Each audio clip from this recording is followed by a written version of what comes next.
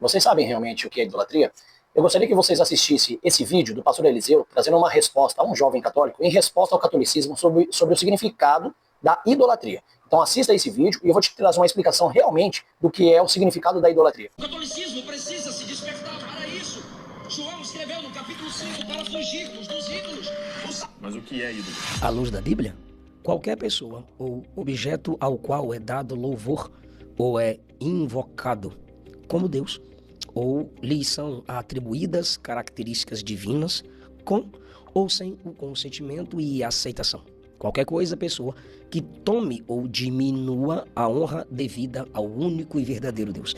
Acrescento aqui, qualquer desejo ardente que faça sombra à luz do nosso amor por Deus envolve algum tipo de idolatria. Bom, a resposta do pastor Eliseu é uma resposta muito boa e contundente. Na verdade, num resumo que ele faz sobre o significado da palavra idolatria.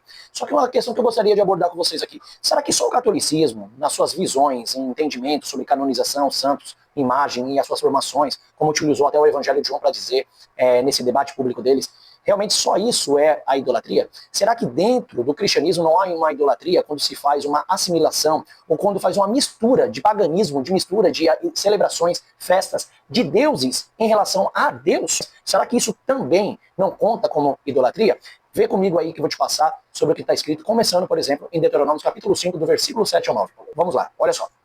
Está escrito assim: não terás outros deuses ou outros Elohim diante de mim. No hebraico, bem claramente, Lo Ehielah ou Lo Ehieler, Elohim e Aderim al Panai. Não terás outros Elohims perante mim. Veja que essa é uma já passagem de resposta de Deuteronômio, do capítulo 5, do versículo 7. O Eterno já dá uma ordem direta dizendo: não terás outro Elohim, ou não terás outro Elohim, ou outro Senhor, ou outro Deus diante de mim. Agora veja comigo também do versículo 8. Não farás para ti imagem esculpida de nada do que tenha forma nos céus, acima, na terra, abaixo, ou nas águas debaixo da terra. No versículo 9 ele completa dizendo o seguinte: não te prostrarás diante delas, nem as servirás, porque eu, o eterno teu Elohim, sou um Elohim zeloso, que visita a iniquidade dos pais sobre os filhos, até a terceira e quarta geração daqueles que me odeiam. No hebraico, vocês podem ver aí do lado, que está bem claro, dizendo, lor, não, tishtachave, é não se prostrar. Essa prostração, que no grego seria proskeneus, não é apenas prostrar de joelhos.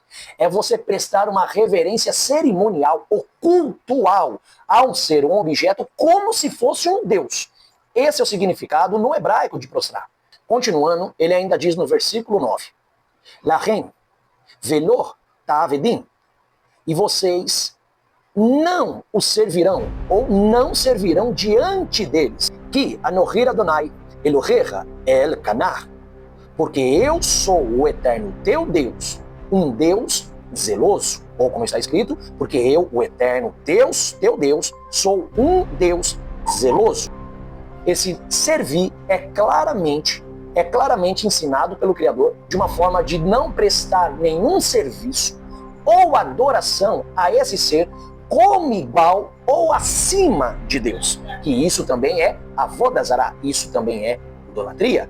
Então a pergunta que eu quero deixar bem clara, nessa questão desse vídeo, entre o pastor Eliseu e esse jovem, nesse debate entre o cristianismo e o catolicismo, é a questão: será que também festas pagãs como o Natal, por exemplo, festa junina, essas outras festas que fazem celebração em Natal, festa junina e as demais, que são atribuídas a nações com seus deuses e rituais de cerimônia em memória dos seus deuses, que após isso vem sendo cristianizado para dizer que isso é para a glória de Deus, também não pode ser chamado de um avodah zará ou também um atributo de idolatria? Isso é uma idolatria. Então eu gostaria que também o cristianismo revesse, não só o catolicismo, o que é realmente idolatria. Por isso eu quero que vocês fiquem com essa passagem de ensino, a qual eu passo para vocês.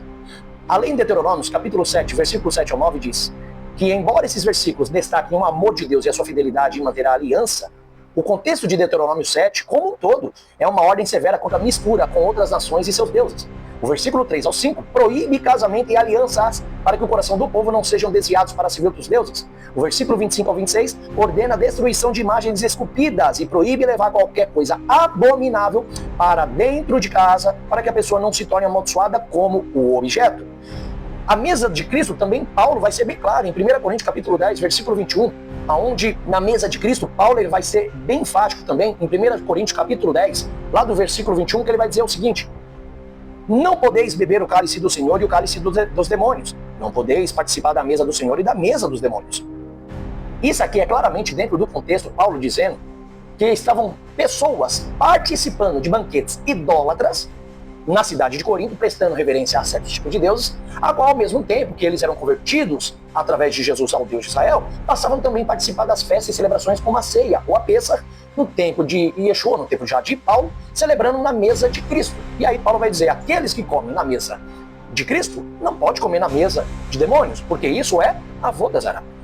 Isso também é idolatria. E Deus disse em Deuteronômio, como eu mostrei a vocês aí, que Deus é um Deus canar, zeloso, ciumento, que zela e cuida pelo aquilo que é dele. Então não pode haver mistura de paganismo e nem idolatria. Se no catolicismo há idolatria em referência à canonicidade de homens, como santos, fazendo bezerro, no hebraico, estátuas, estatuetas ou imagem, que eles dizem que não é uma adoração, mas apenas uma reverência a esses santos, mas atribuindo eles honra, glória e intercessão de pedidos de oração, a qual só a Deus é levado, isso é idolatria. Do outro lado também está o cristianismo, que coloca misturas de paganismo, como no caso de 1 Reis capítulo 17, capítulo 19, a qual 1 Samuel capítulo 5, nós vemos relato na história, perdão, 2 Samuel, em 2 Samuel capítulo 5, nós vemos o relato da história quando os filisteus, numa guerra contra Israel, tomam a Arca da Aliança, leva até a sua cidade de Asdod e coloca a Arca da Aliança lá dentro do templo do Deus Dagon, aonde o Eterno faz que a sua estátua caia no primeiro dia e no segundo também caia, quebrando